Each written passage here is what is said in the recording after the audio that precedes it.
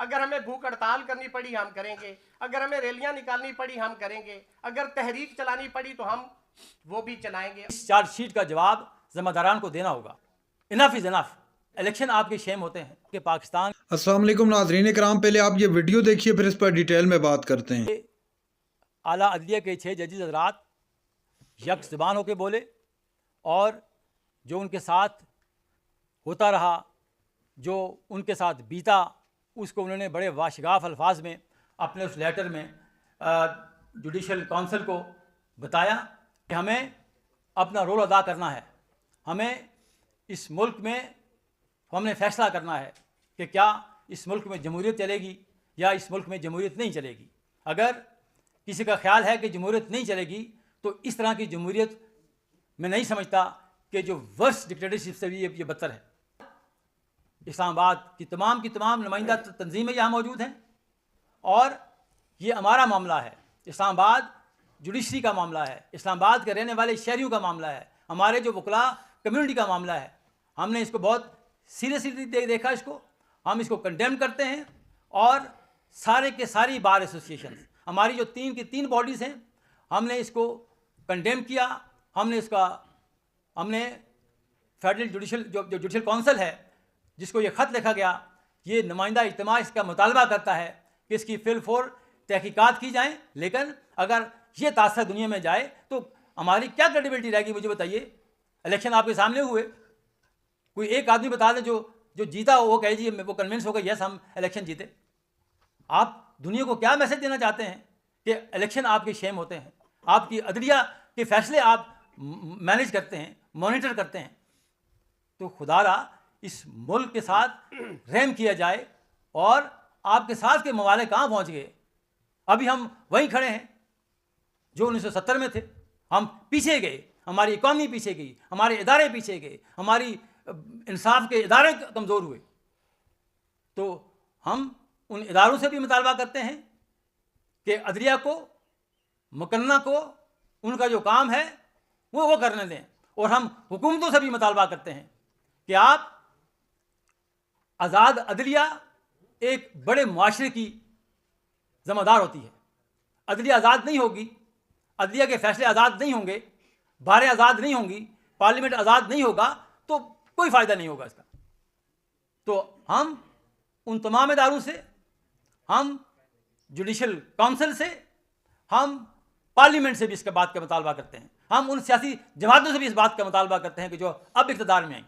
हम पार्लियामेंट में मौजूद अपोजिशन जमातों से भी मुतालबा करते हैं कि सामने आइए, this is the right time, enough is enough.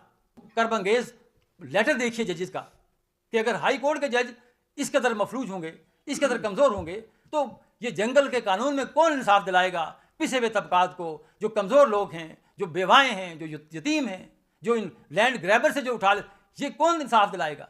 आज भी पाकिस्तान में जितने भी इदारे काम करते हैं, तमाम इदारे डिक्लाइनिंग के शिकार हैं। पार्लियामेंट हमारा, सियासतदान हमारे। लेकिन आज भी अगर इस इनताज के दौर में भी, इस कमज़ोर तरीन दौर में भी, अगर पाकिस्तान के जो पिछे हुए तबकात हैं उनकी आज भी नज़र अदलिया की तरफ है, तो अगर आप ये मिथ ख़त्म कर देंगे, आप अदलिया का मान तोड़ देंगे, आप अदलिया को मानने फैसले करने में मजबूर करेंगे, तो फिर इस मुल्क में माइट इज़ राइट होगा, जिसकी लाठी उसका भैंस होगा। और हम उम्मीद करते हैं कि बेटर सेंस प्रिवेल करेगी। और जो एलिगेशंस लगाए गए, जो उनकी अपने ऊपर बीती, जो उन जजेस के ऊपर, हम उन जजेस को ज़ाती तौर पर भी जानते हैं, उनके क्रेडेंशियल को भी जानते हैं, वो हमारी बार के मेंबर्स भी रहे, हम उनकी क्रेडिबिलिटी को भी जानते हैं। तो ये एक बड़ी चार्जशीट है पाकिस्तानी निज़ाम के ऊपर और इस चार्जशीट का जवाब ज़िम्मेदारान को देना होगा। इस चार्जशीट का जवाब इस पार्लियामेंट को देना होगा। इस चार्जशीट का जवाब हुकूमत वक्त को देना होगा। वो हैवानों का मुआशरा है जहाँ पे लोगों को राइट्स ना दिए जाएं। जिस मुल्क के अंदर आर्टिकल 8 से 28 तक उसकी इंप्लीमेंटेशन ना हो तो मैं समझता हूँ कि वो मुल्क नहीं है। आप रियासत जो है, जो स्टेट है, आपकी क्या वफादारी है उससे? आप वोट के जरिए आप रियासत के साथ वफादारी का ऐलान करते हैं। अगर आपका वोट जो है वो भी डाइवर्ट हो जाता है तो आपकी तो लॉयल्टी चेंज हो जाती। मैं समझता हूं कि ये जजेस साहबान का जो खत लिखा गया है, सबसे पहले तो मैं उन जजेस साहबान को सलाम पेश करता हूं, उनकी दलेरी को सलाम पेश करता हूं कि देर आए दुरुस्त आए। लेकिन उन्होंने इजहार ख्याल किया कि यहाँ पे इंटरफेरेंस है। तो हम बतौर Islamabad high court bar association हम बिल्कुल डंके की चोट पे आइन और कानून के साथ हैं, रूल ऑफ लॉ के साथ हैं, सुप्रीमेसी ऑफ कॉन्स्टिट्यूशन के साथ हैं, और हम हर उस एक्ट की मजम्मत करते हैं जो ट्रांसग्रेशन के जुमरे में आता है। हम बड़ा खुला और बिल्कुल बगैर झोल के ये अपना मौक़िफ़ दे रहे हैं।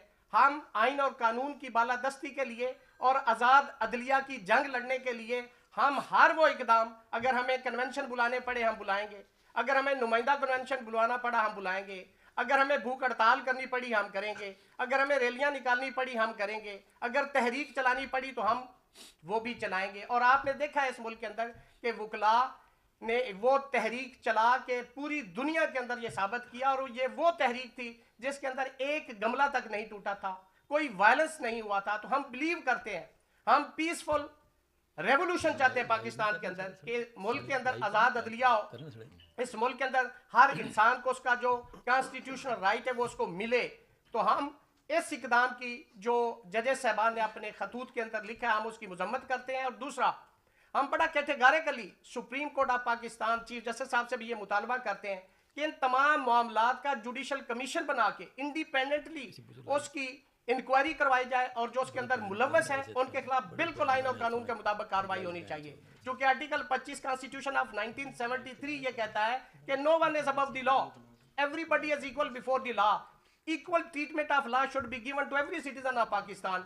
तो हम मुतालबा करते हैं कि आइन और कानून के मैंडेट के अंदर रहते हुए जो एप्रोप्रिएट एक्शन है वो भी लिया जाए। नाज़रीन कराम, आपने वीडियो देखी। इस्लामाबाद हाई कोर्ट के 6 जजेस ने जो ख़त लिखा है, उस ख़त के बाद मुल्क में एक क़यामत बर्पा होगी। है अब तो मुल्क भर की तमाम जो बार हैं, इस्लामाबाद हाई कोर्ट बार जो है, इसके अलावा लाहौर बार जो है, मुख्तलिफ जो बार हैं, जितनी भी सियासी जमातें, किसी भी वकील का किसी भी सियासी जमात से ताल्लुक़ हो, वो सब इस मामले को कंडेम कर रहे हैं कि जो 6 जजेस ने ख़त लिखा है सुप्रीम कोर्ट ऑफ पाकिस्तान को, इनको देखा जाए ये मामला क्या है।